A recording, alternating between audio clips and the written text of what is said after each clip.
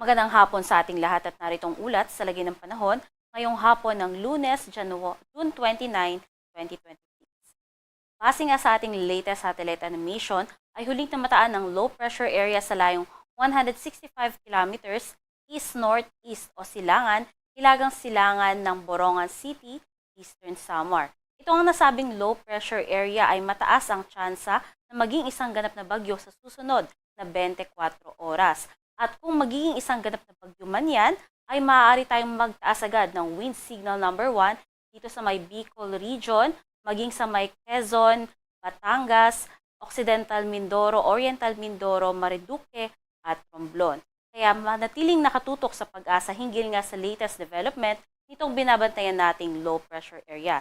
Sa kasalukuyan na nga ay nakakaapekto na yan at nagdadala ng katamtaman hanggang sa malalakas sa mga pag-ulan sa malaking bahagi ng Katimugang Luzon at Visayas.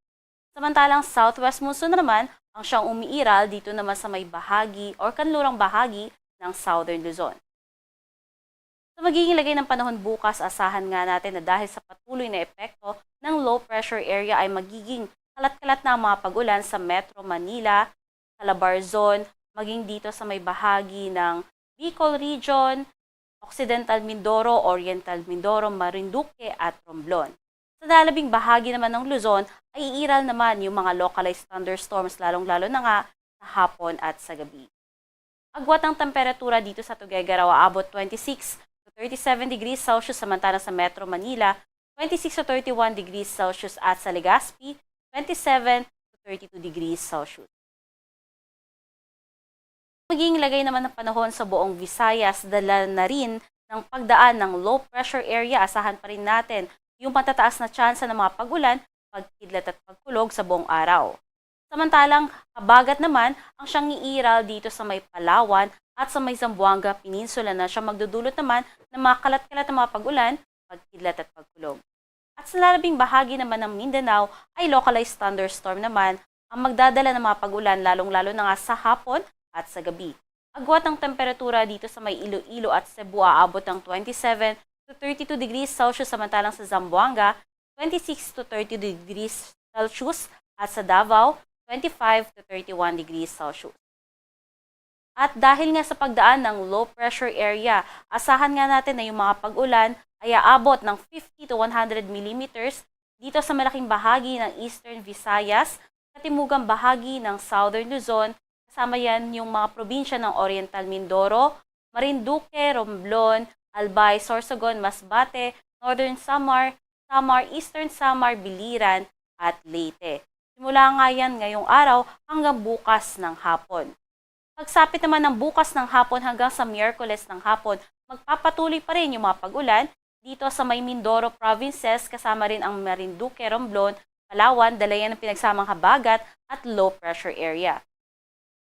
At pagsapit nga ng Miyerkules ng hapon hanggang Thursday ng hapon na kung saan nasa West Philippine Sea na nga yung ating low pressure area. Magpapaulan pa rin yan dito sa may Occidental Mindoro at Palawan.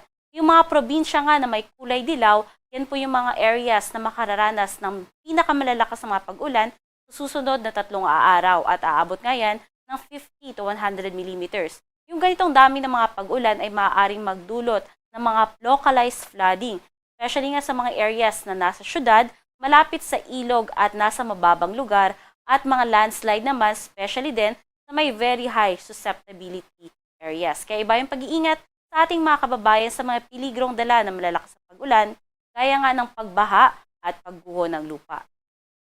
At sa magiging kalagayan naman ng ating karagatan ay wala tayong nakataas na gale warning, kaya malayang maglalayag lahat ng sasakyang pandagat. Ang karagatan natin, ang mapag-alon na abot lamang ng 0.6 to 1.5 meters. Panayad hanggang sa katamtaman ang mga pag-alon. At sa magiging lagay nga ng panahon sa susunod na 3 araw, dahil nga sa patuloy na epekto ng low pressure area hanggang Miyerkules, asahan natin na patuloy ang mga pag-ulan dito sa Metro Manila, maging sa may katimugang bahagi ng Luzon. Pagsapit naman ng Huwebes, dito na lang yan sa may kadlurang bahagi ng Central Luzon, pababa hanggang Southern Luzon, particularly sa mga areas ng Zambales, Bataan, Occidental Mindoro, Oriental Mindoro, at Palawan. Pagsapit naman ng Biyernes, malaking bahagi na ng Luzon ang makararanas ng unti-unting pagganda ng panahon. Dito naman sa Kabisayaan, magpapatuloy din yung pag-ulan hanggang Miyerkules. Malaking bahagi pa rin ng Visayas ang makararanas ng mga patuloy na mga pag-ulan.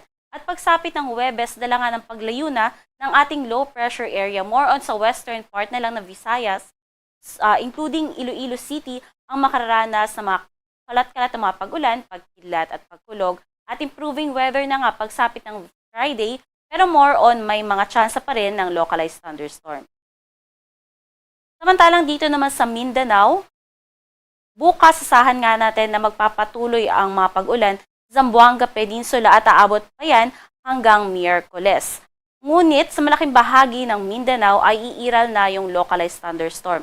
Especially nga pagsapit ng Thursday at Friday na kung saan patuloy na nga yung pagganda ng panahon.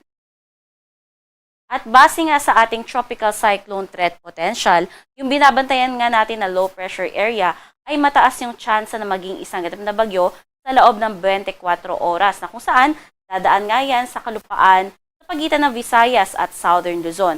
At bukod dyan, ngayong linggo ay meron pang isang posibleng low pressure area na mamuo sa labas ng ating Philippine Area of Responsibility. And by next week, nakikita nga natin na dadaan yan dito sa may northeastern part ng ating Philippine Area of Responsibility at mababa naman yung tsansa na maglandfall. At bukod pa dyan, ay meron isa pang maaring mamuo na low pressure area muli sa labas ng ating Philippine Area of Responsibility at maaaring pumasok sa loob ng PAR. Kaya patuloy po tayong tumutok sa pag-asa sa mga posibleng developments ng mga bagyo o low pressure area. Dito sa Kalakhang, Maynila, ang araw ay lulubog ng alas 6:29 ng hapon at sisikat naman yan bukas ng alas 5:30 ng umaga. Manatiling may alam sa lagay ng panahon at bisitahin ang ating mga social media pages sa X, Facebook at YouTube at i-search lamang ang DOST Pag-asa. At para sa mga karagdagang impormasyon ay bisitahin ang ating website pagasa.dost.gov.ph at panahon.gov.ph. At yan ang latest mula dito sa Pag-asa Weather Forecasting Center. Charmaine Varilla, nag-uulat.